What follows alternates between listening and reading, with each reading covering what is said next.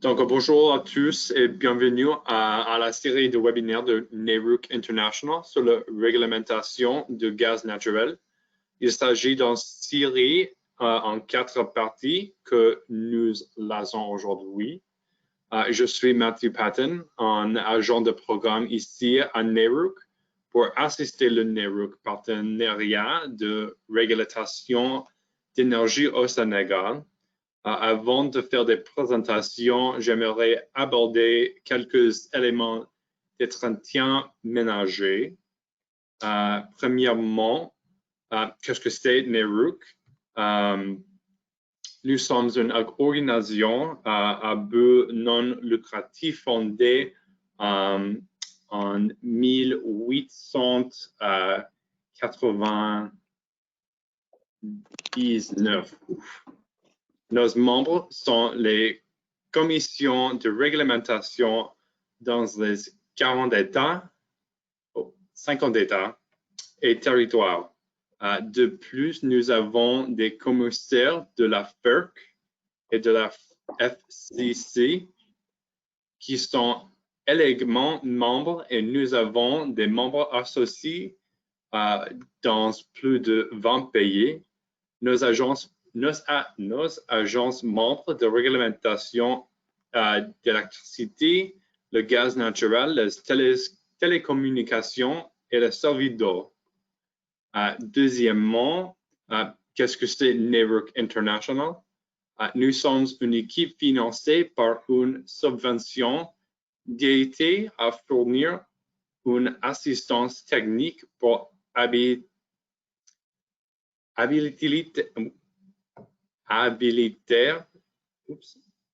la communauté mondiale des régulateurs à conduire un changement significatif dans leur secteur énergétique.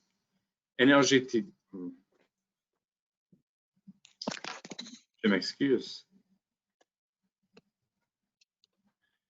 L'Agence des États unis pour le développement international USAID est l'une des participants bailleurs de fonds de nos programmes et nous sommes ravis de les voir participer à ce webinaire aujourd'hui.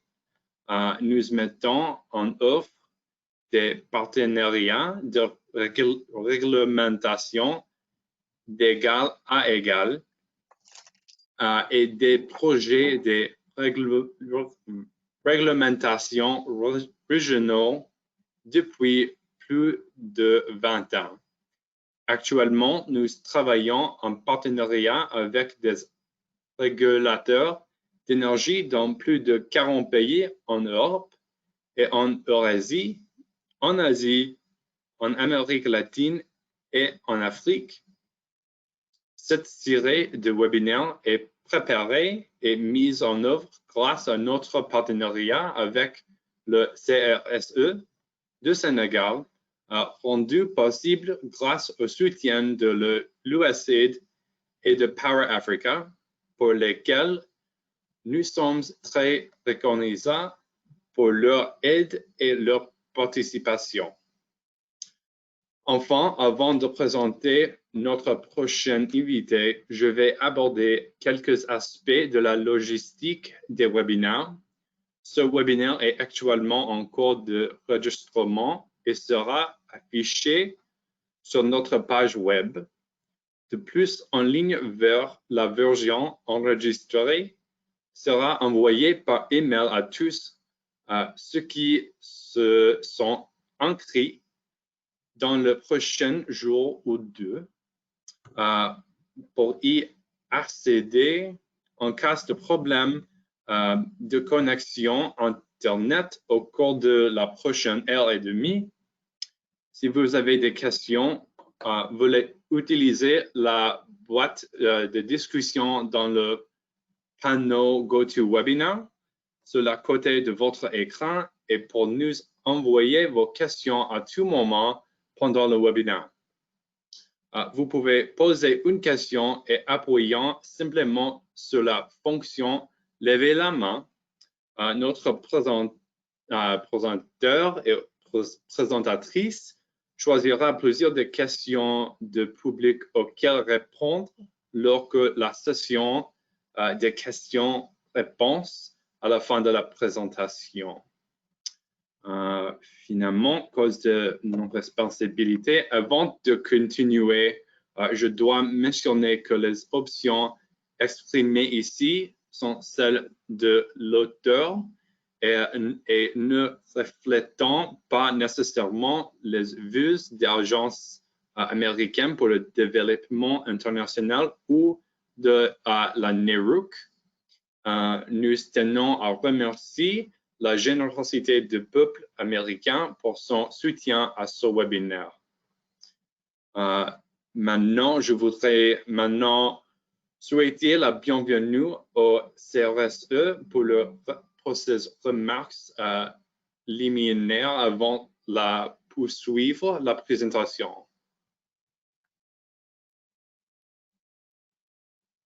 Monsieur Papé. Merci donc, Naruc CPI, je pense que c'est Matou. Oui. Donc, la commission donc remercie tout le monde. Mesdames et messieurs, nous remercions donc au nom des membres de la commission de régulation et du personnel, nous remercions Naruc et USAID de l'initiative de ces webinaires qui rentrent dans le cadre de son partenariat avec la CRSE. Ce programme de partenariat a pour principal objectif de favoriser des échanges d'expériences et d'informations entre les institutions de régulation des États-Unis et la CRSE, afin de renforcer leurs compétences techniques et réglementaires et également de renforcer les capacités de la CRSE à encadrer le secteur énergétique. Des ateliers réalisés dans le cadre de ce partenariat des ateliers sont déjà réalisés dans le cadre de ce partenariat. Ils s'inscrivent dans le cadre de renforcement des capacités juridiques, techniques et réglementaires de la Commission de régulation du secteur de l'électricité, CRSE, qui, pour rappel, est une autorité administrative indépendante créée avec la loi 98-29 du 14 avril 1998 et qui a pour principale mission la régulation des activités de production, de transport, de distribution, de l'énergie électrique. Sur les ateliers, donc, si on revient donc sur les ateliers qui ont été réalisés sur la période, les thèmes suivants ont été faits avec Naruc. Il s'agit des thèmes sur la tarification de l'électricité, de l'allocation des coûts, des contrats d'achat d'énergie électrique, notamment les rôles et responsabilités du régulateur dans le processus d'appel d'offres, des appels d'offres pour l'acquisition de nouvelles capacités de production indépendantes, cas du gaz, et également des thèmes portant sur la comptabilité régulatoire. Ces thèmes ont été réalisés sur la période 2018 et 2019. Pour l'année 2020, donc, le contexte du Covid a essentiellement donc, impacté nos activités. S'agissant donc du thème de ce webinaire, il s'articule sur la régulation tarifaire du gaz naturel. Pour le contextualiser, donc, on peut dire que le Sénégal a connu ces dernières années des découvertes de gaz assez conséquentes, dont le début de l'exploitation est prévu entre 2022 et 2025. Le gouvernement a par la même occasion adopté, le gouvernement du Sénégal, je veux dire, a adopté par la même occasion une stratégie qui s'appelle Gas to Power, qui définit des axes d'intervention pour le développement de la production d'électricité à partir du gaz naturel.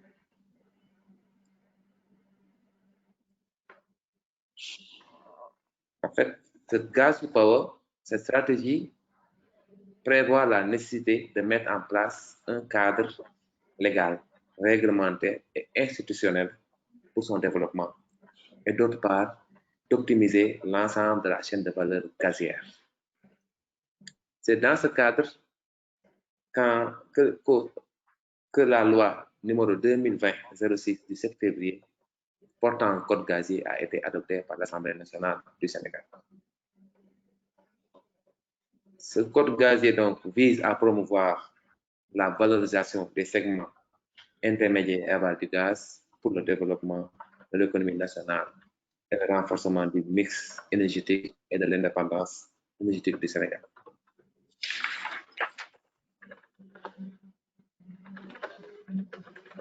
Il prévoit aussi, également, ce code prévoit entre autres, donc,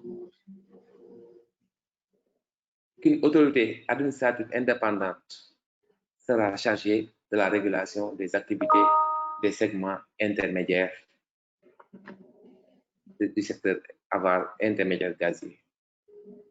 Le régulateur aura dans ce code, entre autres missions, donc de respecter les normes applicables à ces segments intermédiaires aval gazier, de promouvoir le développement rationnel de l'offre de gaz, d'assurer la viabilité économique et financière du secteur gazier.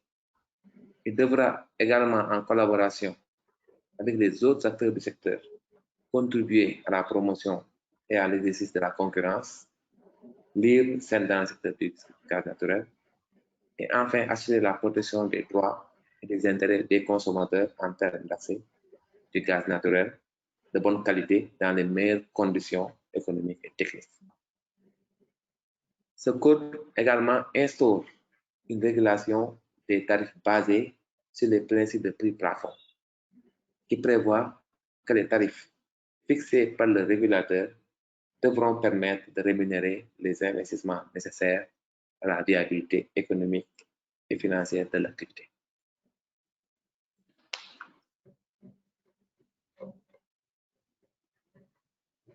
Ainsi, l'organe de régulation qui sera donc nommé, dont le gouvernement a décidé de le confier à la commission actuelle, commission de régulation du secteur de l'électricité, qui deviendra commission de régulation des segments intermédiaires à base gazier, qui devra en fait intégrer l'activité de régulation gazière dans les activités de la commission de l'électricité existante déjà.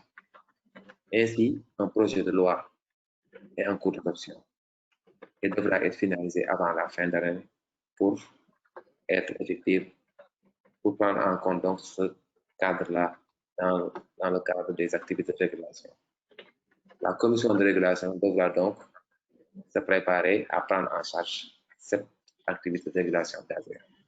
Voici plus ou moins la synthèse et la contextualisation par la commission de ce webinaire, ou bien de ces webinaires qui sont pour nous quand même un cadre d'échange et qui nous aiderait un peu à anticiper les futures prérogatives qu'on attend de la commission à travers l'adoption de cette nouvelle loi. Je vous remercie.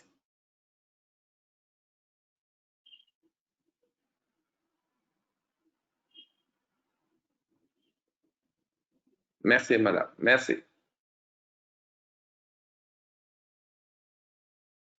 Merci beaucoup. Maintenant, j'ai l'honneur de vous présenter Madame Sylvie Durand. Sylvie, souhaitez-vous vous présenter? Oui, bonjour. Je suis, ce qu'on dit, nous ici, c'est régisseur à la Régie de l'énergie. Donc, comme c'est écrit ici, c'est commissaire, donc un des membres décideurs pour la Régie.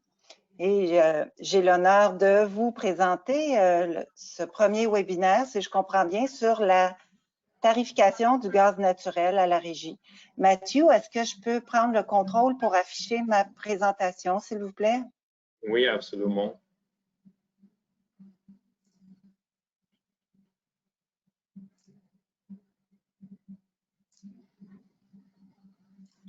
Voilà. Bon, est-ce que vous voyez la présentation? Oui, nous voyons bien la présentation. Parfait, merci beaucoup. Alors, d'abord, je tiens à vous saluer, amis du Sénégal et amis de la réglementation. C'est vraiment un honneur pour moi aujourd'hui de vous faire cette présentation sur la tarification du gaz et de l'électricité. Je veux vous assurer que je vais passer rapidement sur l'électricité pour m'attarder plus au gaz naturel. Je veux d'abord vous mentionner que la Régie de l'énergie du Québec réglemente l'électricité et le gaz naturel. En fait, la distribution de gaz naturel et le transport et la distribution de l'électricité. Et c'est ça. Quand on parle, d'abord, je veux juste faire un petit préambule, c'est que quand on parle de tarification, en fait, c'est qu'il faut assurer, comme vous l'avez mentionné dans votre introduction, la viabilité financière de l'entreprise et il faut répondre aux besoins de la clientèle. Donc, il faut toujours examiner les besoins de la clientèle et les structures de coûts pour mettre en place les infrastructures. Alors, quand on parle de tarification, il faut toujours comprendre ces deux éléments-là. Et vous allez voir que dans ma présentation, à chaque fois, on parle toujours de la clientèle et de la structure de coûts pour en venir à une structure tarifaire.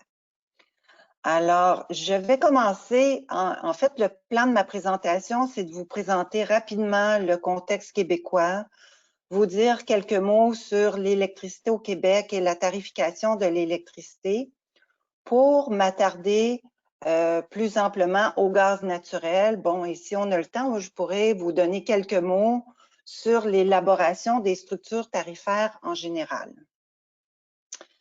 Et je comprends que si vous avez des questions, vous allez les poser par écrit. Et ce que je comprends, c'est que Mathieu va m'interrompre pour me dire qu'il y a des questions où, à ce moment-là, je pourrai répondre à vos questions au fur et à mesure. Aussi, ce que je voulais vous mentionner, c'est que vous avez probablement remarqué mon accent français nord-américain. Je vais essayer de parler tranquillement parce que, bon, j'espère que vous arrivez à bien me comprendre. Et aussi, c'est sûr que si on a des expressions techniques, j'espère qu'on partage le même vocabulaire technique. Mais j'ai lu un peu sur la réglementation du Sénégal et je pense que on arrive à bien se comprendre. Là. Moi, je lisais puis je voyais qu'on travaillait les mêmes concepts. En tout cas, si vous avez des questions, gênez-vous pas, vous les faites par écrit et Mathieu va me les relayer. Alors, sans plus tarder, je commence avec le Québec en quelques chiffres. Le Québec, c'est une province, une des 10 provinces du Canada. Il y a 8,5 millions d'habitants qui sont concentrés dans le sud de la province parce que le nord, c'est très froid, il y a très peu de gens. Le territoire est très grand et ce qui caractérise le Québec, c'est les réserves très importantes d'eau douce. En fait, il y a 12% du territoire qui est en réserve d'eau douce. Donc, vous comprendrez qu'on est des très grands producteurs d'hydroélectricité. Et ce qui caractérise aussi le Québec, c'est l'été. On a des étés qui sont chauds. On parle en moyenne de 5 à 25 degrés Celsius. Et en hiver, c'est froid. On parle de température. Attendez. On parle là, c'est que mon écran est... Attendez, j'ai de la misère à voir ma présentation. Oups, juste une petite minute. C'est comme les questions prennent trop de place. OK, je vais y arriver. En hiver, donc, on parle de température moyenne entre moins 10 et moins 25. Et on a des périodes de pointe en été qui vont jusqu'à 35 degrés. Ça, vous, au Sénégal, vous connaissez bien ça. Mais en hiver, il peut faire des moins 40 et vous comprendrez qu'on a la demande en énergie pour le chauffage, elle est très importante. c'est ce qui caractérise la clientèle du Québec. Aussi, avant de commencer dans la tarification, je veux juste vous montrer ici, là, j'ai encadré en rouge. Ce que je trouve important, c'est que 53% de l'énergie au Québec provient de sources locales, donc beaucoup d'hydroélectricité puis d'énergie éolienne. On parle aussi de biomasse. Et 47% est importé. On parle ici du pétrole et du gaz naturel. Donc, vous comprendrez qu'au Québec, on n'est pas des grands producteurs de gaz naturel, mais plutôt d'électricité.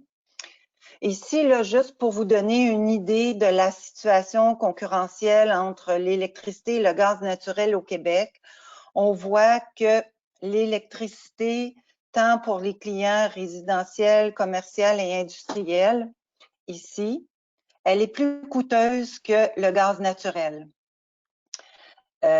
Mais par contre, les gens utilisent beaucoup, malgré tout, l'électricité parce que l'équipement, l'équipement qu'on doit installer dans la maison, pour sa part, est moins cher.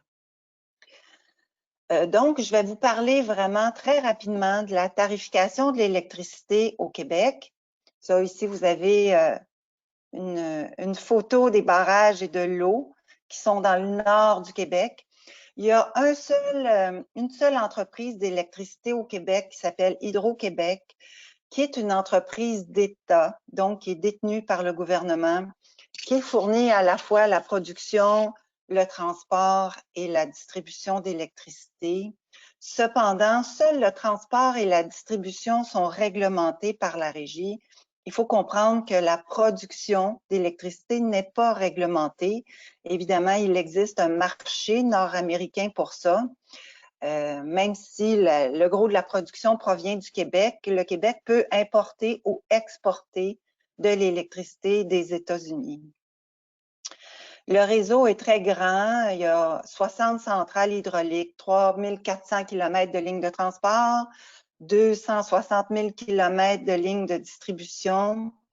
Peut-être que ça peut vous intéresser. Il y a 22 réseaux autonomes, donc qui ne sont pas reliés, hein, qui sont indépendants. Et 92% de la production est hydraulique, 6% éolienne et 2% autres. Donc, ça vous donne une photo de l'importance de l'hydroélectricité au Québec. Ici, je vous ai mis un sommaire de la demande d'électricité. Vous voyez, en fait, il y a 4 tarifs généraux, D pour domestique, G pour général ou petite et moyenne puissance, petite puissance, M pour moyenne puissance et L et LG pour les grandes puissances, les grands clients. Et vous voyez qu'il y a 4300 clients, donc 4300 compteurs, dont la majorité sont des compteurs domestiques. Et la consommation annuelle, c'est 173 TWh environ, c'est quand même important. Puis pour vous donner une ampleur de la journée de pointe, donc la journée la plus forte en hiver, à l'hiver 2018-2019, Hydro-Québec a dû répondre à une demande de 38 159 mégawatts. Donc, vous voyez que les gens au Québec chauffent beaucoup à l'électricité, ce qui est quand même très rare. Et je vous ai mis ici les grands principes tarifaires de la tarification de l'électricité.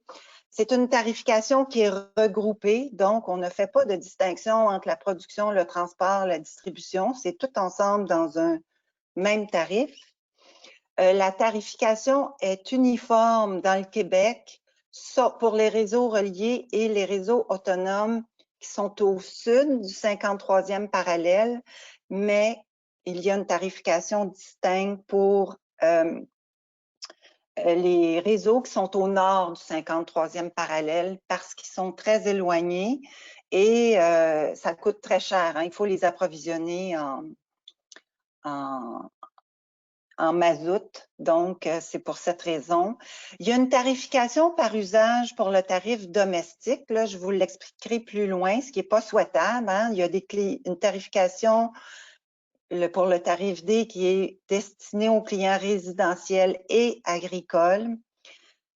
Et la structure tarifaire comme telle est basée sur les coûts moyens, sauf pour les clients résidentiels et agricoles où c'est plus basé sur les coûts évités de long terme. En fait, c'est ça. Ici, j'ai repris les revenus moyens de chacun des tarifs. Vous voyez, le tarif D, le revenu moyen, c'est 8,1 sous du kilowattheure. J'ai mis en francs CFA pour vous qui serait 34 francs CFA. Ensuite, j'ai mis les revenus moyens, petite puissance, moyenne puissance et grande puissance. Là, vous voyez donc qu'on part de 8,1 sous pour aller à peu près à 4,9 sous du kilowattheure. Donc, plus les clients sont gros, plus les clients consomment, plus le tarif décroît. Et bon, ici, j'ai mis un tableau sommaire de la structure tarifaire. Bon, je veux juste m'assurer, est-ce que vous êtes toujours là avec moi? Est-ce que vous m'entendez bien? On vous entend bien. OK, je voulais juste m'assurer parce que, évidemment, en web comme ça, là, moi, je vois mon écran. OK, parfait. Alors, je continue. Donc, la structure tarifaire, je vais y aller très globalement. Pour le tarif domestique, ici, vous avez un frais fixe par jour et ensuite, vous avez une structure à 2 paliers où le premier palier est moins cher que le deuxième palier. Donc, c'est une structure tarifaire croissante. Contrairement aux autres tarifs, ici, où vous voyez ici que pour le G et le M, on a aussi 2 paliers, mais c'est une structure tarifaire décroissante, tandis que pour les grands clients, il y a comme un seul palier. En fait, c'est que la structure tarifaire du tarif domestique reflète le fait, donc il faut qu'elle soit simple et qu'elle reflète le fait que les champs chauffent et on veut donner un incitatif à économiser l'énergie, donc le deuxième palier est plus cher que le premier palier. Tandis que pour les autres tarifs, on voit que le G et le M, il y a des structures, des frais fixes par mois. Et aussi, il y a des primes, ce qu'on appelle des primes de puissance souscrite. Donc, dépendamment de la puissance qui est appelée, il y a un taux qui décroît ici avec la grosseur des consommations.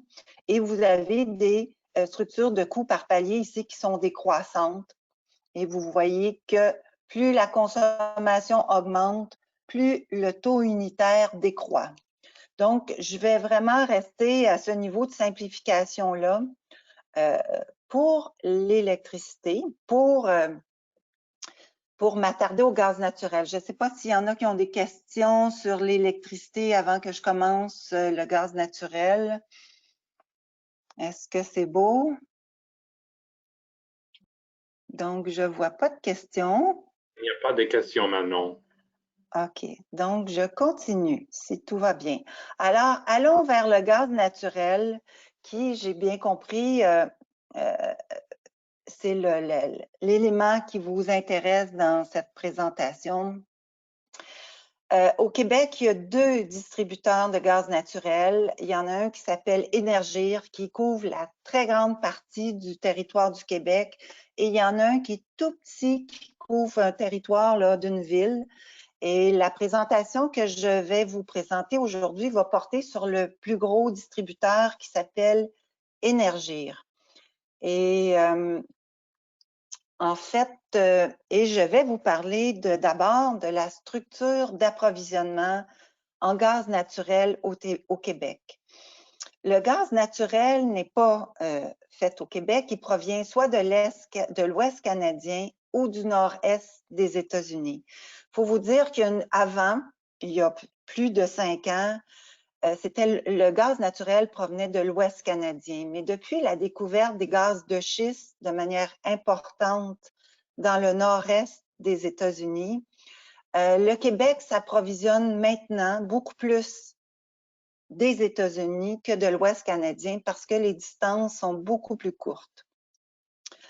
Et aussi au Québec, on produit du gaz naturel renouvelable, mais ça représente moins de 1% de la consommation. Le gaz naturel renouvelable étant le gaz naturel qui est produit avec les déchets, la putréfaction des déchets. Ensuite, il y a le transport de gaz naturel.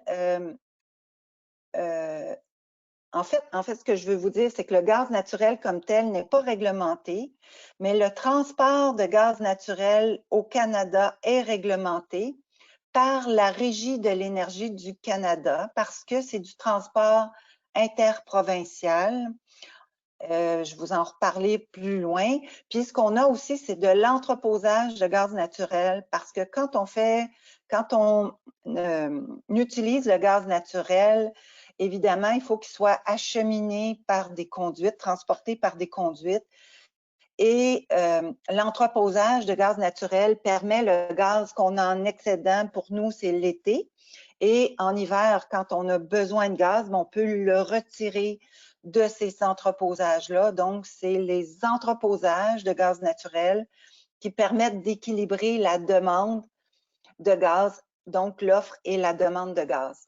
Donc, au Québec, il y a des entreposages de gaz naturel qui sont en Ontario, les plus importants, qui est la province voisine. Et on a au Québec des petits réservoirs, des cavernes, et il y a aussi des réservoirs de gaz naturel liquide. Ici, j'ai mis la carte du Canada.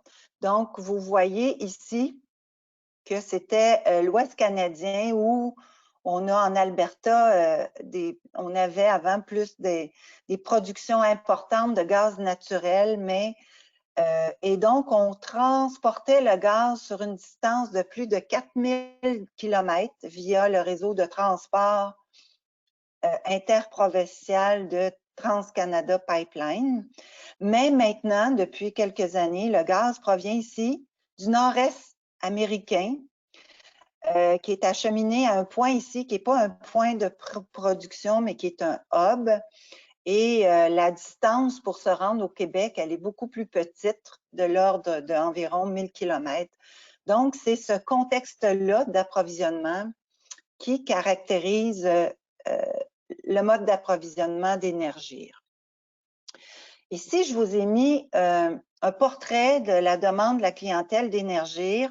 Et je pense que ça peut avoir des similitudes avec ce que vous anticipez au Sénégal, parce que ce qu'on me dit, c'est que vous anticipez approvisionner des gros clients industriels comme des centrales de production d'électricité ou des mines. Et donc, la clientèle d'énergie, comme vous le voyez ici, en termes de volume, elle approvisionne beaucoup de volume pour des clients industriels et moins pour des petits clients. Donc, vous voyez qu'en termes de nombre de clients, l'Énergir a environ 207 000 clients. Si on compare ça à l'électricité, tantôt on a vu 4 300 000, donc on voit que c'est tout petit en termes de clients. Et le plus grand nombre de clients est au tarif D1. Je vais en parler tantôt, mais le tarif D1 regroupe des très gros clients à profil de consommation instable, mais aussi tous les petits clients. C'est un tarif général. Et j'ai éclaté le tarif D1 ici pour que vous voyez que les petites consommations, il y a quand même 176 000 clients qui consomment uniquement 14% des volumes. Ça, c'est donc au tarif D1. Puis vous voyez que le gros des volumes ici, là, donc 15% ou 71% ici, c'est par les plus gros clients du D1. Donc, vous voyez que le plus grand nombre de clients ne consomment pas beaucoup de volume. Par contre, ici, vous voyez les clients du tarif D4 et D5 qui, en tout, c'est même pas 200 clients, mais qui représentent plus de 50% des volumes consommés. Donc, c'est quand même assez important. La consommation totale de volume ici, c'est un peu plus de 6 milliards de mètres cubes ou je ne sais pas quelle unité de mesure vous prenez, ou 200 BCF par année. Alors, ça, c'est le portrait de la clientèle d'Énergir. Ici, j'ai représenté des camemberts pour vous montrer, en fait, comment les proportions entre les nombres de clients, les volumes consommés et les revenus qui sont perçus à travers les tarifs, c'est différent. Vous voyez ici le nombre de clients en bleu, ce sont des petits clients. Donc, ces clients-là, en termes de nombre, sont très importants.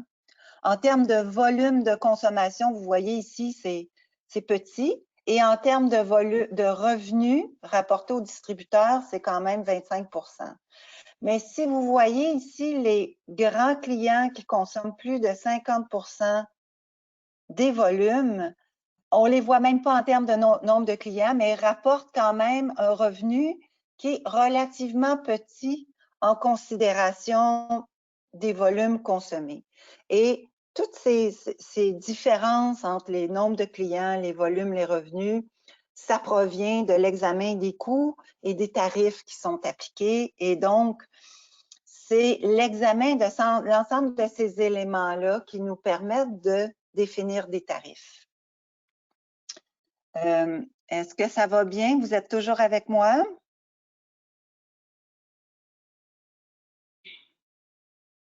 Oui? Oui. OK, pas de questions. OK. Donc, là, je vais rentrer dans la structure tarifaire d'Énergir, donc du gaz naturel. Vous allez voir, c'est une structure tarifaire qui est complexe dans le sens qu'il y a un dégroupement des services. Donc, il y a un tarif pour le service de fourniture, là, ce qu'on appelle le gaz, la production de gaz. Il y a un tarif pour le service de transport. Il y a un tarif pour le service d'équilibrage et il y a un tarif pour le service de distribution. Et c'est la somme de l'ensemble de ces tarifs-là qui donne la facture totale que paye le client. Et en fait, c'est que peu importe qu'on ait des services dégroupés ou regroupés, l'exercice qui est fait ici doit être fait pour quand on veut faire une structure tarifaire. Et donc, chez Énergir, Énergir, c'est un distributeur de gaz naturel.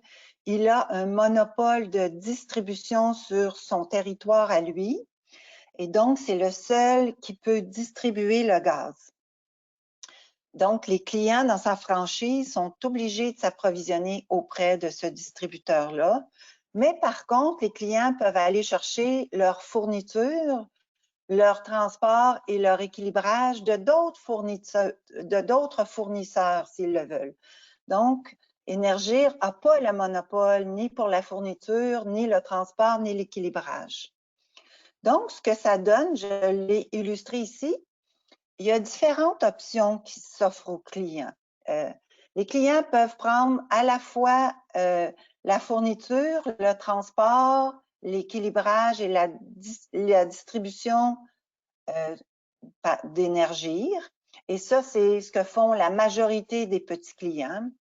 Mais ils peuvent aussi aller chercher d'un autre fournisseur la fourniture et prendre les 3 autres services offerts par Énergir, ou ils peuvent aller chercher la fourniture et le transport d'un autre fournisseur et prendre l'équilibrage, la distribution d'Énergir, ou prendre les 3 services ici d'un autre fournisseur et la distribution d'Énergir. Donc, vous voyez, la distribution ici, c'est toujours Énergir, mais il y a une séquence, hein, c'est que le client ne pourrait pas aller chercher l'équilibrage seul. Il peut aller chercher soit la fourniture, le transport ou la fourniture, le transport et l'équilibrage. Il faut que ce soit fait dans cette séquence-là. Et dans les faits, ici, il y a plus de 50 % des volumes d'Énergir où les clients s'approvisionnent de d'autres fournisseurs qu'Énergir. Il y en a un petit volume ici qui vont chercher leur propre transport, mais très peu. Et il n'y en a pas du tout, là. Tous les clients prennent l'équilibrage d'Énergir. Et donc, sur la facture des clients, les 4 services sont tarifés distinctement et identifiés sur la facture. Et là, je vais passer au travers de chacun, la tarification de chacun de ces services-là. Vous êtes toujours avec moi? Oui, mais j'ai une question. Ah oui, allons-y. Maintenant, ces clients-là qui offrent des services par rapport à Énergir, comment ils peuvent avoir un tarif compétitif qui ne soit pas, en fait, aussi, qui soit moins cher ou bien assez compétitif à celui de Énergir qui a la grande majorité? Exemple, je vous dis, exemple, un client qui offre un service d'équilibrage à qui offre en fait, je veux dire, une société qui offre un service d'équilibrage à un usager. Comment il peut avoir des coûts aussi compétitifs que celui en fait de Énergir qui a la plus grande majorité du. Ma seconde question est que est-ce qu'il n'y a pas de conflit même entre Énergir et les autres par rapport à un marché, dans la mesure où il peut arriver que dans une zone qu'il n'existe qu'un seul qu'un seul opérateur et que Énergir vienne s'installer pour compétir avec lui et offrir un tarif beaucoup plus accessible. Ce sont des excellentes questions. En fait, c'est que le gaz naturel, c'est un marché concurrentiel. Il y a beaucoup de joueurs dans le marché. Il y a un prix de marché, il y a des futures, donc des prix de référence du marché. Et c'est un marché liquide où les prix sont affichés. Et donc, la régie, bien qu'elle ne réglemente pas ce marché-là, elle s'assure que les prix offerts, les prix demandés par Énergir sont concurrentiels et qui ne sont pas discriminatoires. Et ça, c'est important. C'est très important parce que, en fait, ces prix-là doivent être alignés sur le marché. Et Énergir n'est pas autorisé à faire des profits, donc à faire du rendement sur la fourniture de gaz. Il doit l'acheter au meilleur prix possible et le revendre au prix auquel il l'a acheté au client. Et il y a, en fait, j'élabore pas beaucoup sur toute la procédure du prix de la fourniture parce que c'est relativement complexe, mais il faut mettre en place des mécanismes pour s'assurer que Énergir ne crée pas une compétition avec les autres fournisseurs de gaz naturel et que les prix offerts par Énergir soient en ligne avec les prix sur le marché. Et ça, c'est très, très important parce que si les prix étaient plus chers que les prix du marché, bien c'est sûr que les clients délaisseraient le service d'Énergir pour aller acheter auprès des autres concurrents qui seraient moins chers. Et donc, les clients, les petits clients qui sont captifs du service de fourniture d'Énergir devraient payer les coûts et qui deviendraient très élevés. Donc, il y a comme un mécanisme qui fait en sorte que Énergir doit maintenir le prix au prix du marché parce qu'il existe un marché concurrentiel en Amérique du Nord sur le gaz naturel. Je sais que vous, au Sénégal, ça ne sera peut-être pas le cas, mais en fait, c'est ce qui garantit qu'il n'y ait pas de tarifs indus ou de tarification abusive de la part d'Énergir ou de tarification qui serait en bas des coûts du marché. Et la régie, même si elle ne réglemente pas ça, elle surveille. Hein? On approuve les tarifs de fourniture, puis on approuve les conditions de service qui sont offerts aux clients qui vont chercher leur gaz naturel. Et donc, tous les mécanismes sont mis en place pour que le prix du gaz demeure concurrentiel et en lien avec les prix du marché. Je ne sais pas si je réponds bien à votre question. oui, vous avez un peu répondu à ma question. Mais la seconde question que je voudrais poser, c'est que Énergir, je veux dire, il profite de l'effet d'échelle mieux que les autres. C'est ce que je veux dire. Aujourd'hui, s'il profite de la manière dont il profite de l'effet d'échelle, est-ce Vous qu'il n'est parlez pas d'économie d'échelle pour la production? pour la fourniture? Aujourd'hui, par rapport à l'exemple que je vous donne sur le transport ou la fourniture, une personne peut faire un investissement.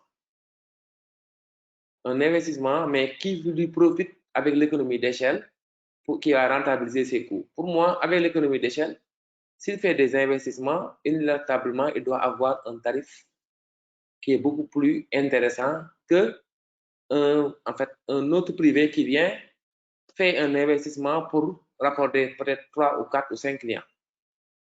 Je veux dire, comment c'est réparti? Ou bien est-ce qu'il n'y a pas des zones privilégiées qu'on dit, on dise à telle entité, ce périmètre-là, en fait, vous êtes délégué, vous devez faire des investissements pour raccorder les clients qui sont dans une partie ou dans une province ou dans un domaine.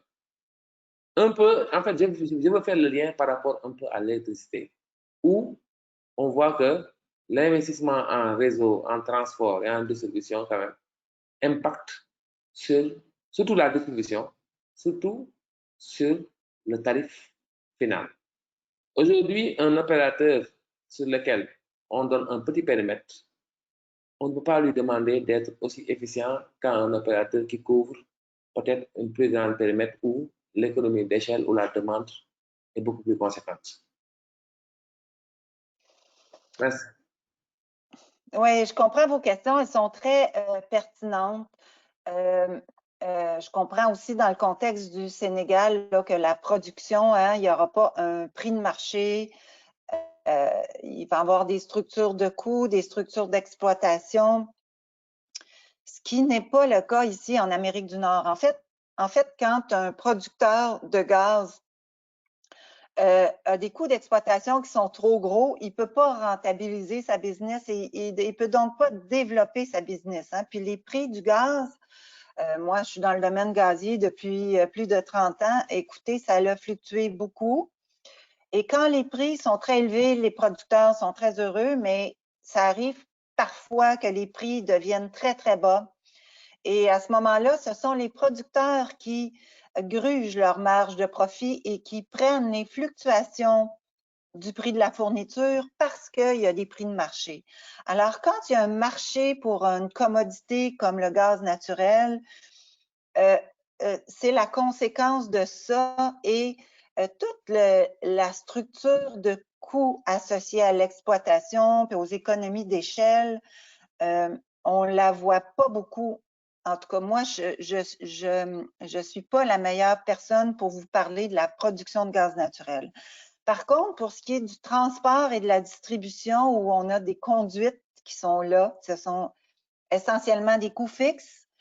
Et là, il y a des économies d'échelle importantes. C'est pour ça que vous allez voir qu'il y a des écarts entre les petits, les clients qui consomment très peu et les clients qui consomment plus. Et c'est pour ça aussi que quand on fait la tarification, il faut vraiment regarder chacune des composantes des tarifs. Puis les premières composantes, c'est la production, ensuite le transport, l'équilibrage et la distribution. Et moi, je vais continuer, mais je vais vous parler des économies d'échelle qu'on retrouve surtout au Québec dans la distribution, parce qu'au niveau du transport, c'est la réglementation canadienne. Et ben, vous allez voir, la structure de coût de TCPL, c'est surtout des frais fixes. Parce que quand on a des économies d'échelle, ça veut dire qu'on a beaucoup de frais fixes et que les frais variables sont très petits. Et donc, plus on rajoute des volumes, moins ça coûte cher. Et c'est sûr que les structures tarifaires, idéalement, doivent refléter ça. Mais au niveau de la production, quand il y a un marché qui existe, c'est vraiment les producteurs qui prennent les fluctuations des prix. Pour l'instant, moi, c'est tout ce que je peux vous dire sur la tarification de la production. Je ne peux pas vraiment aller plus loin que ça. Mais je vais continuer sur la tarification du transport et de la distribution, où là, vraiment, vous allez voir l'effet des économies d'échelle. Alors, juste pour finir, pour la fourniture, pour Énergir, donc les prix sont déréglementés depuis 1985. Énergir revend la fourniture au coût d'acquisition. Il n'y a pas le droit de faire du profit sur ces services-là. Sur la facture des clients, c'est le même taux unitaire pour tout le monde, qu'ils soient très grands consommateurs ou petits consommateurs. Hein, c'est un taux unitaire qui reflète le prix du marché. Donc, c'est un taux unitaire fois le volume retiré. Le service est offert par Énergir ou par d'autres fournisseurs. Quand c'est d'autres fournisseurs, mais chaque client a un prix différent de celui d'Énergir. Mais ça devrait se ressembler, hein, parce qu'il y en a qui prennent des contrats de court terme, d'autres qui prennent des contrats de long terme. C'est très difficile de savoir les prix payés par les clients auprès de leurs fournisseurs. Mais comment la régie peut surveiller ça? C'est qu'il y a un marché qui existe, puis il y a des prix. Donc, c'est avec tous ces moyens-là qu'on arrive à juger du prix du service offert par Énergir, du prix de fourniture aux clients. Et ça va généralement bien parce que on n'a pas de plainte des fournisseurs et les prix reflètent bien le marché. Et il n'y a pas aussi beaucoup de mouvements entre les clients qui prennent les services de d'autres fournisseurs versus ceux qui restent avec Énergir. Ça aussi, c'est un indicateur parce que si les clients bougeaient beaucoup entre un service et l'autre, ça voudrait dire on dit qu'il y a une migration entre les services, ça voudrait dire que les prix d'Énergir ne seraient pas alignés avec le marché. Donc, ça, c'est pour la fourniture. Maintenant, le transport, le service de transport est réglementé par la Régie du Canada. C'est pas réglementé par la Régie de l'énergie. La Régie, en fait, Énergir, il prend les prix qui sont définis par la Régie du Canada. Ces prix-là, c'est essentiellement des frais fixes, justement pour refléter les économies d'échelle. Et donc, les propriétaires des pylônes de transport sont relativement assurés de faire leurs revenus parce que les contrats avec eux, ce sont des contrats de long terme, je dirais de 15 ans et plus, et je dirais que plus de 95% des coûts sont des frais fixes. Donc, qu'on utilise ou qu'on n'utilise pas le transport, on le paye. Et ça permet d'avoir une garantie de revenus pour les propriétaires de transport et par contre, le distributeur de gaz qui achète les services de transport doit optimiser, hein, parce que le transport, on veut l'utiliser, on veut que le tuyau soit rempli le plus possible pour optimiser les coûts. Mais les distributeurs doivent présenter devant la régie des plans d'approvisionnement qui montrent comment ils vont assurer la sécurité d'approvisionnement en termes de fourniture, transport, équilibrage. Donc, le tarif est fixé par un organisme réglementaire, mais il y a toute une question d'optimisation des outils de transport. Et à cause des frais fixes importants, il existe un marché secondaire du gaz au Canada. C'est-à-dire que des gens qui contractent auprès de TransCanada Pipeline du transport et qui ne l'utilisent pas peuvent le revendre moins cher que le prix du marché à des tiers pour optimiser justement leur plan d'approvisionnement. Et ça, c'est reflété dans les plans d'approvisionnement. Et pour l'ensemble de ces considérations-là, dans le tarif de transport qui est offert par Énergir aux clients, c'est un taux unitaire de transport ici qui est en moyenne à 2,7 sous du mètre cube fois les volumes consommés. Et donc, le tarif de transport qui découle des outils contractés dans le plan d'approvisionnement est très simple, mais c'est sûr qu'il y a une problématique de réglementation du transport qui est fait par la Régie du Canada. Et c'est des dossiers tarifaires qui sont complexes, mais qui se traduisent pour les distributeurs par des frais fixes et des frais variables. Puis le distributeur, par souci de simplicité, fait un taux unitaire dans ses tarifs.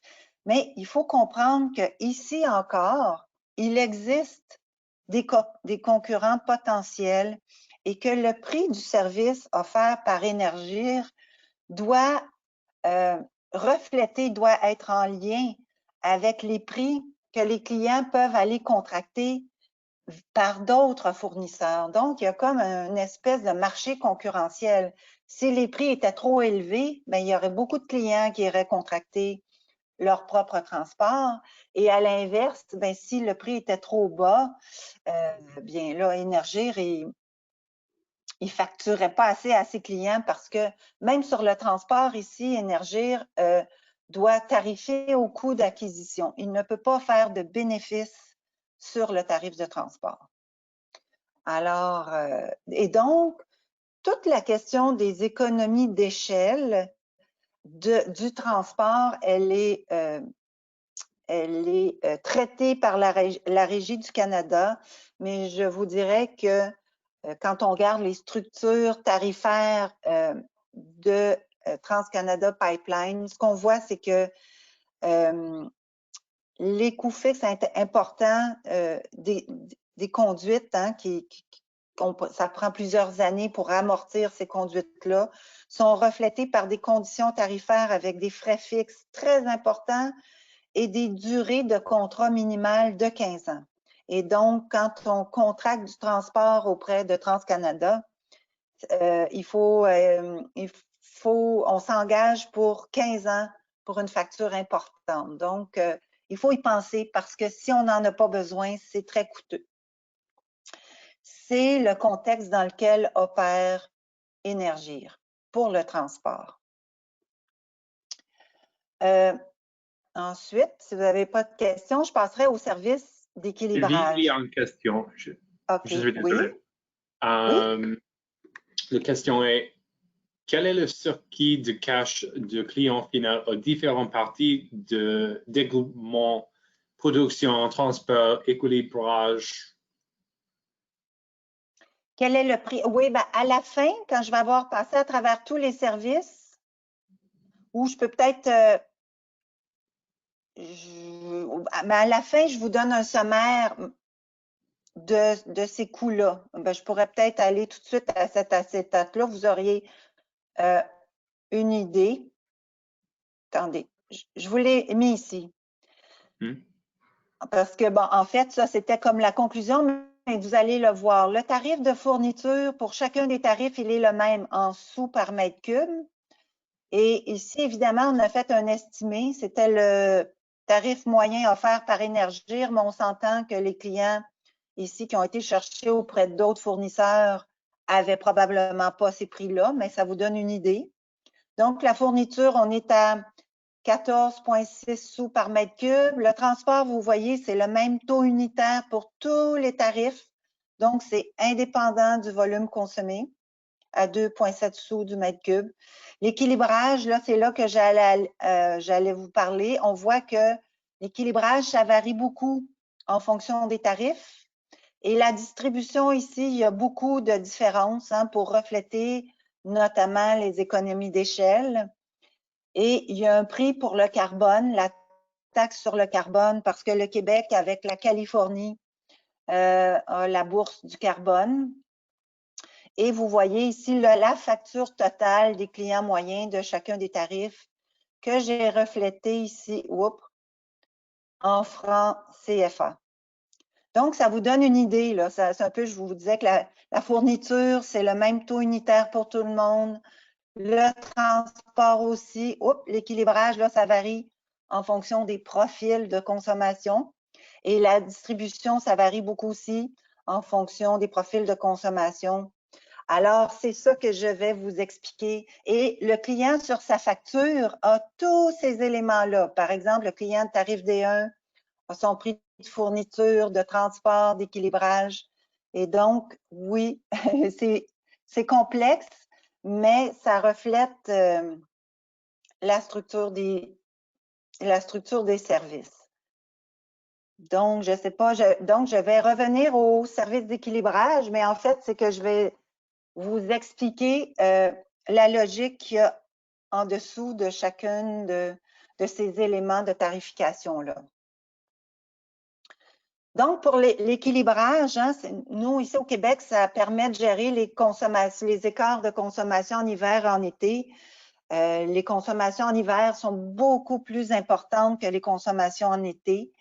Et comme les contrats de transport, ce sont des contrats à volume fixe, on essaie que le volume de gaz qui est acheminé dans les conduites de transport, on essaie qu'il soit le même montant à chaque jour de l'année.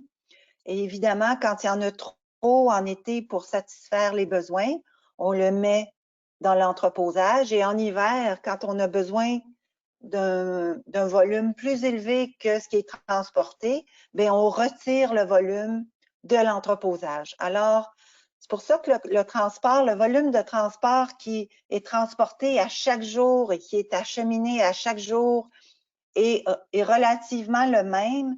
Ce qui permet de satisfaire la demande, c'est vraiment l'entreposage. On appelle ça un outil d'équilibrage. Et ça, c'est réglementé. On a de Énergir a de l'entreposage en Ontario, qui est une autre province canadienne qui est réglementée par des organismes d'Ontario. Et on a aussi l'entreposage au Québec, qui est réglementé par la Régie.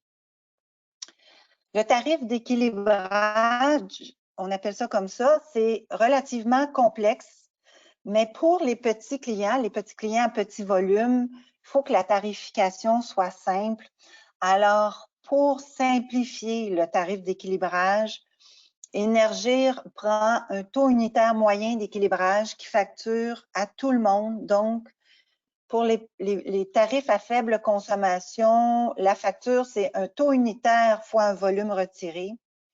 Et pour les plus grands clients, le prix varie en fonction d'une formule complexe qui est basée sur les consommations annuelles, les consommations en hiver et les consommations de pointe. Et à travers cette formule-là, ben, on obtient un taux unitaire d'équilibrage pour chacun des clients. Donc, c'est un tarif personnalisé. Et en moyenne, en 2019, c'était 3,2 sous par mètre cube, mais je vous ai montré que les petits clients paient beaucoup plus cher que les gros clients. Alors, ça, c'est pour l'équilibrage. Et maintenant, le service de distribution qui est offert par Énergir. Et donc, Énergir, c'est un distributeur. Donc, lui, il a son réseau de distribution. Donc, il y a des conduites à haute pression, des branchements, des compteurs, des clients, services de facturation. Et lui offre le service de fourniture, transport et distribution, mais il peut recevoir aussi dans sa franchise du gaz acheminé par d'autres fournisseurs pour ses clients. Et c'est vraiment ici que la Régie fait un examen détaillé de l'ensemble des infrastructures qui sont mises en place et des services qui sont offerts pour satisfaire les besoins des clients. Et ici, on voit vraiment les économies d'échelle qui se reflètent dans chacune des infrastructures. Donc, il y a une analyse détaillée qui est faite. Et je vais passer un peu plus de temps ici pour vous expliquer un peu comment les grands principes pour fixer ces tarifs-là. Là, je réalise que le temps file. Là, donc, je vais essayer d'accélérer. Vous voyez qu'il y a un tarif général qui s'adresse aux gros et aux petits clients à profil instable. Donc, tous les petits clients sont au tarif D. Et il y a des gros clients qui sont chauffage, qui sont, si je prends par exemple des hôpitaux, des universités, qui peuvent être à ce tarif-là parce qu'ils utilisent beaucoup de chauffage. Ensuite, il y a des tarifs D3 et D4 pour des clients dont le service est beaucoup plus stable. Si on parle des papetières, des alumineries, des clients qui ont une production qui ne dépend pas beaucoup du chauffage. Et ensuite, on a un service qu'on appelle un service interruptible pour des gros clients, mais c'est des clients qui ont la possibilité de s'interrompre dans les besoins de pointe. Donc, ils ont souvent deux types d'énergie, deux sources d'énergie. Ça peut être le mazout pour être capable de transférer leur production du gaz vers une autre source d'énergie. Et évidemment, on leur donne un rabais important parce qu'ils permettent de libérer la demande de pointe. Donc, je vais passer rapidement au travers ces tarifs-là. Donc, le tarif D1, en fait, il faut remarquer aussi que vous n'avez pas de tarification par usage chez Énergir. Parce que la tarification par usage, comme par exemple un tarif domestique, comme je vous ai montré en électricité, c'est pas souhaitable parce que il y a des clients, si je prends, bon, il y a des clients commerciaux, comme je prends un salon de coiffure ou une maison résidentielle, c'est les mêmes structures de coûts, ça devrait être les mêmes tarifs.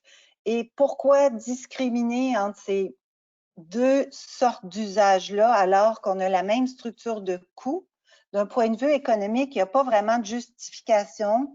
Et d'un point de vue pratique, ce que ça fait, c'est que ça prend comme une espèce de police qui va aller vérifier que le client domestique est bien un client domestique, que ce n'est pas un client commercial qui essaie de se faire passer pour un tarif domestique. Donc, la tarification par usage est compliquée à surveiller et à mettre en place et c'est discriminatoire pour d'autres clients qui ont la même structure de coût. Donc, c'est juste un petit commentaire ici, mais pour Énergir, je peux dire que dans les années 90, il y avait une tarification par usage qui a été abolie et à mon avis, c'est souhaitable qu'il n'y ait pas de tarification par usage, mais plutôt par caractéristiques de consommation. Donc, le tarif D1, essentiellement, il y a des frais de base, il y a un taux unitaire au volume retiré et il y a des frais ici, soit on demande une contribution pour un client qui veut se faire accorder au réseau gazier, mais qui n'est pas rentable pour le distributeur de le faire, mais le client est obligé de fournir une contribution additionnelle pour atteindre la rentabilité du distributeur. Puis, vous avez aussi les coûts du SPEN, qui est la bourse du carbone pour le gaz naturel. Ici, j'ai mis la structure de coûts. Vous voyez, il y a les frais de base ici. Les frais de base sont croissants parce qu'évidemment, plus le volume augmente, plus le compteur est gros, plus le branchement est gros. Donc, plus les frais par client sont élevés. Mais par contre, les taux unitaires au volume retiré, vous voyez, c'est des mètres cubes par jour. Et plus la consommation augmente, plus les taux diminuent. Et ça diminue de façon importante parce qu'on passe de 24,6 sous par mètre cube à 3,1 sous par mètre cube. Et là, ce qu'il faut comprendre, c'est que chaque client doit passer au travers de la grille. Par exemple, ici, les 30 premiers mètres cubes par jour sont facturés à ce taux-là. Par exemple, si on prend un client qui consommerait 1000 mètres cubes par jour, donc il paierait les 30 premiers mètres cubes par jour à ce taux-là, les 70 suivants à ce taux-là, les 200 suivants à ce taux-là et les 700 suivants à ce taux-là. Et son taux unitaire moyen serait donc la moyenne pondérée de ces taux-là. Donc, la structure générale du tarif D1 fonctionne comme ça. Et c'est ça. Là, je vais aller rapidement pour les tarifs D3 et D4 qui sont des structures tarifaires pour les clients à débit stable. Donc, les clients, quand ils ont des débits stables, évidemment, il y a plus d'économies d'échelle hein, parce que leur utilisation, ce qu'on appelle le facteur d'utilisation est plus grand. Donc, si on installe un tuyau qui consomme, par exemple, 100, ben, ils vont consommer plus souvent la presque totalité de ce tuyau-là. Donc, il y a beaucoup d'économies d'échelle et donc, les tarifs sont plus bas. Et pour avoir accès à ces tarifs-là, il faut quand même avoir, ici, on parle d'un volume quotidien de 333 mètres cubes de 75 000 m3 par année ou minimalement 333 m3 par jour. Et ça prend ce qu'on appelle un coefficient d'utilisation, donc un volume annuel. Le coefficient d'utilisation, on appelle ça, c'est le volume qu'il consomme dans l'année, qu'on divise par sa consommation de pointe fois 365 jours. Donc, il faut qu'il utilise à 60% ses capacités minimalement pour avoir accès à ces tarifs à débit stable. Et ces tarifs-là, en fait, la différence entre le D3 et D4, le tarif D3, ce sont des lectures mensuelles, tandis que D4, ce sont des lectures quotidiennes.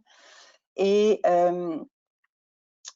comment ça fonctionne? C'est que le client doit contracter ce qu'on appelle une obligation minimale quotidienne. Donc, c'est une portion fixe pour laquelle il va payer des coûts, qu'il la consomme ou pas. Donc, le client a une optimisation à faire. On appelle ça son volume souscrit. Il va souscrire un volume.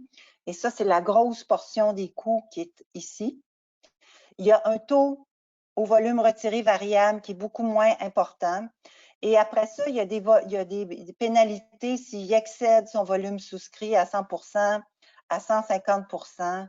Et le client aussi peut avoir à donner une contribution et il doit aussi payer les frais pour la taxe sur le carbone. Et ici, je vous ai mis la structure tarifaire. Ici, c'est les volumes souscrits. Vous voyez, c'est le même principe. Un client, par exemple, qui aurait un volume souscrit de 10 000 m3 par jour, paierait les 33 premiers mètres cubes à ce taux-là, les 666 suivants à ce taux-là, les 2000 suivants à ce taux-là, et ainsi de suite, pour passer à travers la grille.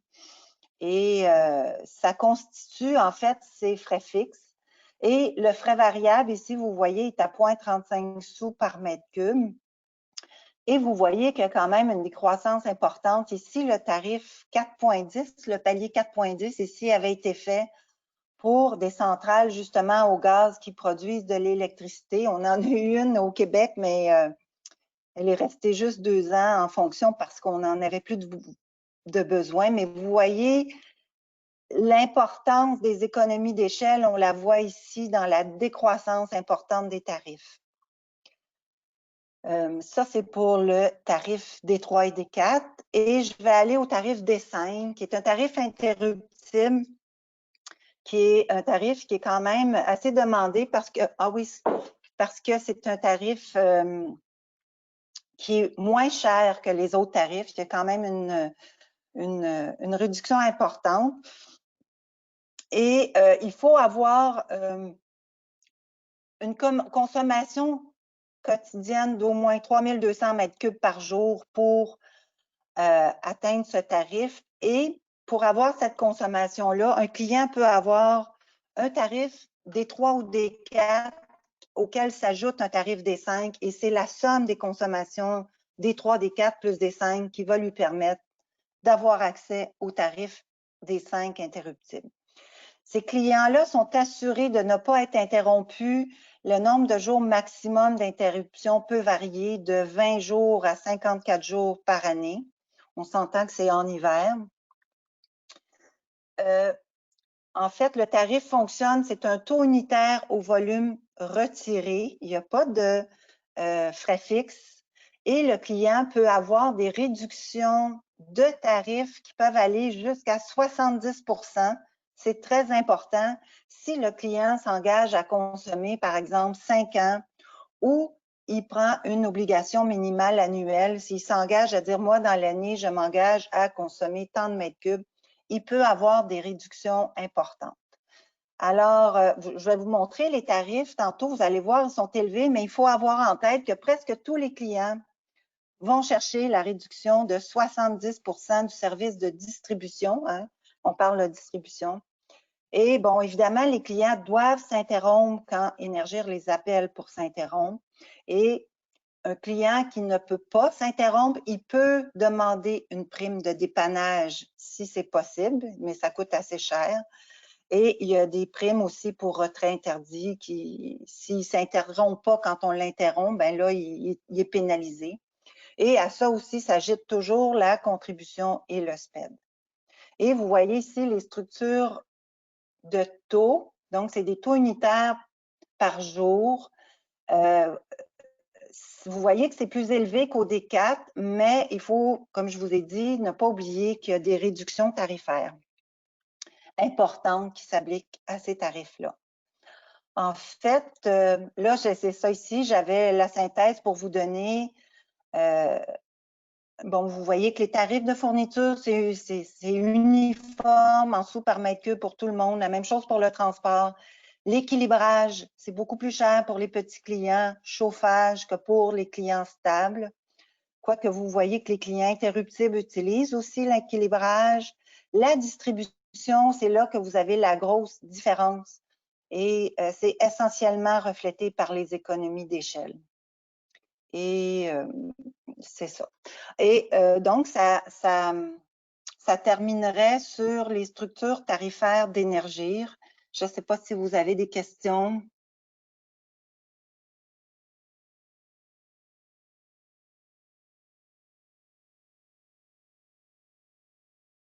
Est-ce que vous êtes toujours là? Oui. Ah, OK. J'ai eu peur. Je pensais que... Oui, oui. Je suis désolé. Okay. Non, il n'y a pas de questions aussi. OK. J'espère que je suis allée plus vite. J'espère que j'ai été quand même assez claire parce que c'est une matière aride que les structures tarifaires. C'est complexe. Et on pourrait donner des formations d'une semaine là, juste sur ces sujets-là. Donc, faire le tour en quelques minutes, c'est plus compliqué.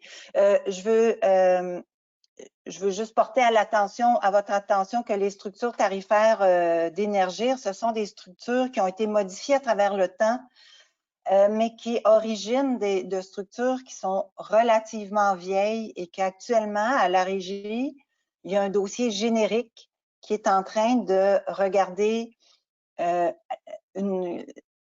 la révision complète des structures tarifaires. En fait, ça ne veut pas dire que tout est mauvais, mais une fois par 30 ans, c'est pas trop de reviser ces structures tarifaires-là et ça fait l'objet d'une revision actuellement. C'est un travail qui est très long et très laborieux. Et si on a le temps, je vois Mathieu, il est 10h26. Est-ce que vous voulez que je glisse quelques mots sur les points importants pour la tarification des services?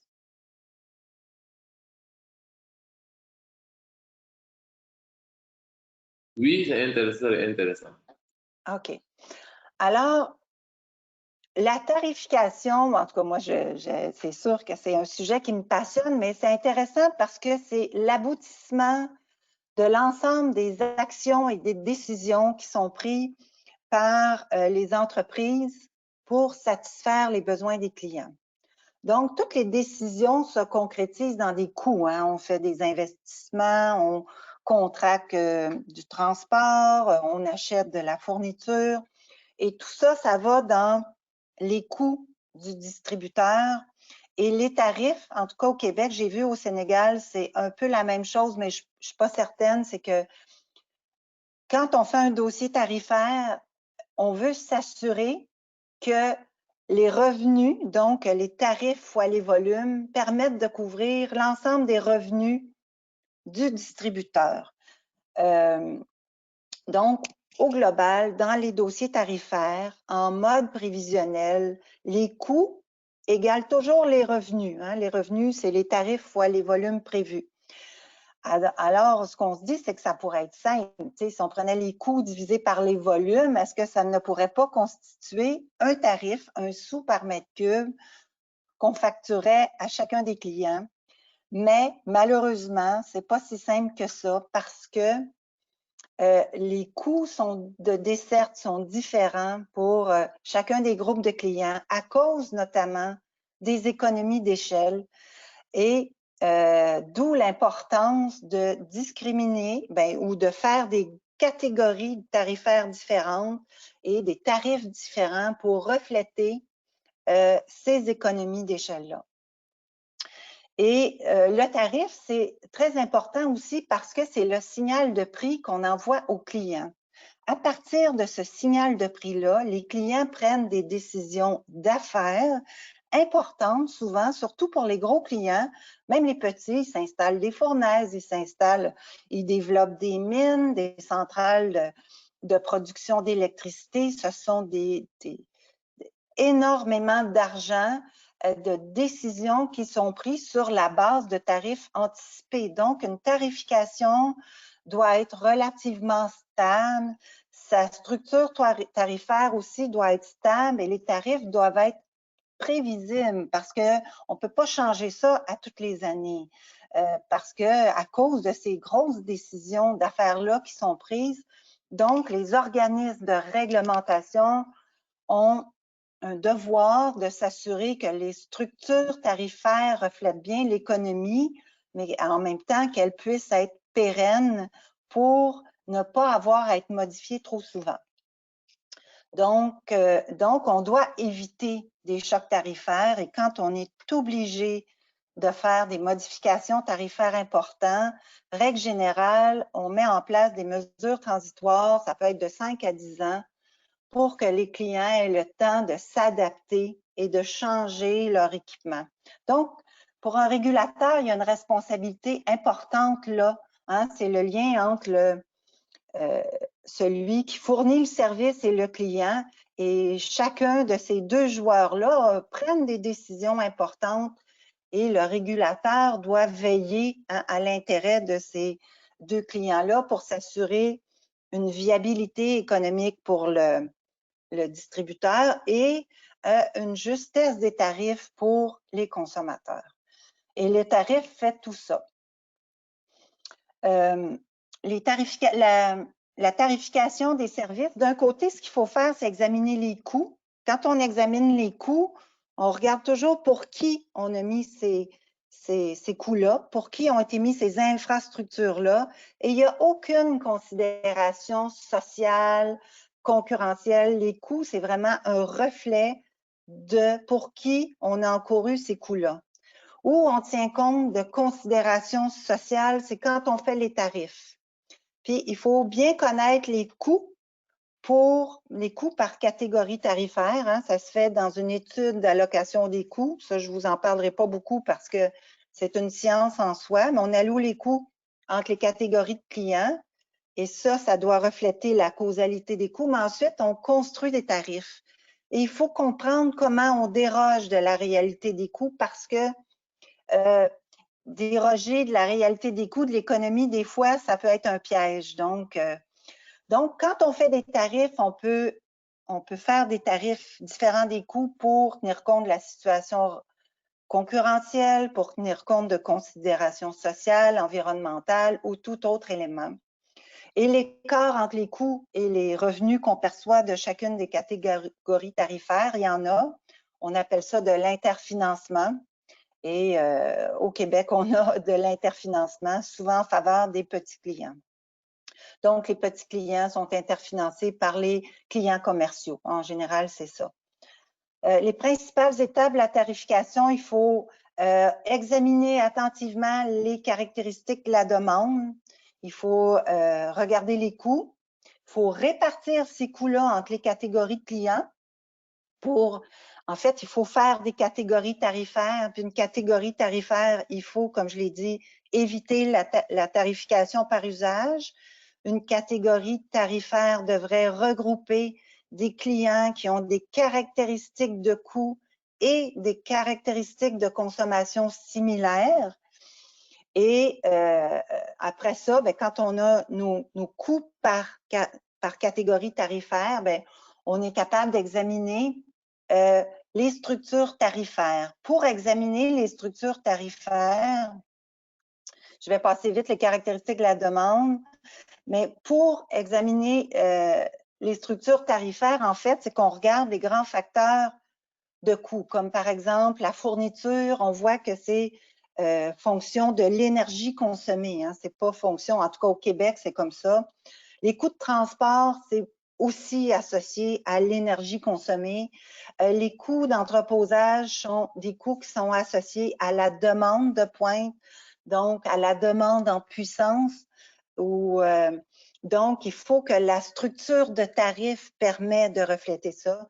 Et les coûts de distribution, ben, on a des coûts de distribution, des frais fixes par client, hein, les compteurs, les branchements.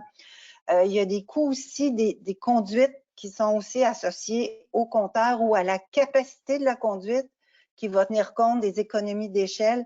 Et c'est après avoir examiné ces structures-là qu'on est capable de venir identifier les frais fixes en dollars par client de tarif, les frais variables en dollars par mètre cube ou les frais en puissance ou en pointe à facturer donc en dollars par volume souscrit. C'est l'examen de ces éléments-là qui permettent de construire une structure tarifaire. En fait, c'est ça ici. Et ici, j'ai mis des références, des liens Internet qui permettent d'aller chercher parce que, oui, il y a les tarifs, mais je veux juste peut-être en finissant vous dire qu'il y a des conditions de service aussi qui encadrent les tarifs. Hein. Comment, par exemple, encadrer les clients qui vont chercher leur fourniture auprès des fournisseurs, comment ils vont livrer à chaque jour leur fourniture. Il y a des pénalités s'ils ne livrent pas. Il y a tout des conditions de service, donc, qui ne sont pas des conditions monétaires, mais des conditions contractuelles, si on veut, qui sont mises en place et qui doivent encadrer les tarifs. Ça aussi, c'est un élément important. Et ici, vous avez les références pour Hydro-Québec et Énergir. Et ça conclut ma présentation. Je ne sais pas si vous avez des questions. Oui, je n'ai pas de questions.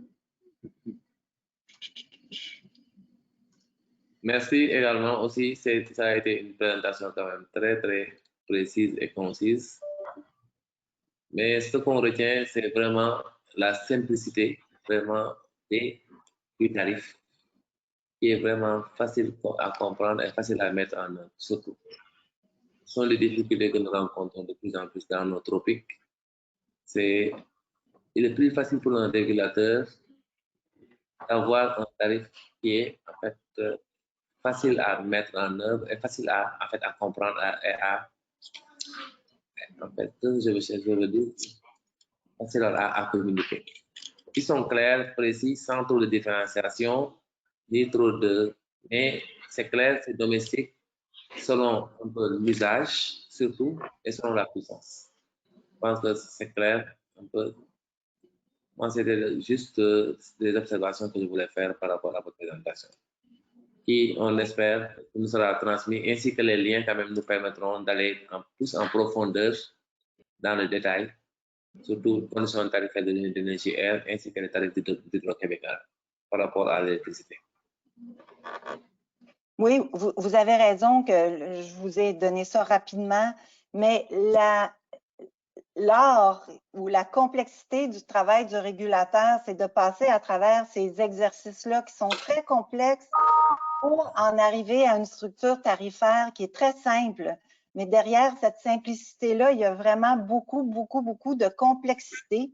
Et c'est un art, en fait, que la tarification. Pour ces raisons-là, vous avez tout à fait raison.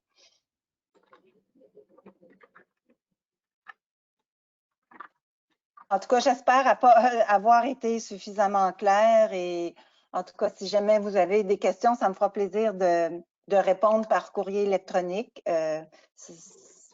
Puis j'espère que ça vous sera utile dans ce qui vous attend au niveau du gaz naturel parce que c'est quand même des beaux projets à construire et je vous souhaite bonne chance dans ce projet-là. Merci, on ne manquerait pas quand même de vous envoyer si au besoin, certaines questions, s'il s'avère que c'est nécessaire. Mais je pense que votre présentation vous a été très bénéfique. Et nous tiendrons informés des évolutions par rapport à la commission, ainsi que les attentes pour le gaz. Merci, ça fait plaisir. Donc, s'il n'y a pas de questions, je vais continuer. Et merci de nous avoir rejoints. Nous apprécions votre participation à ce webinaire. Mais avant de terminer, j'aimerais inviter M. Mohamed Kama, spécialiste de la gestion des projets énergétiques à l'USAID Sénégal, à faire des remarques de clôture. Merci Mathieu.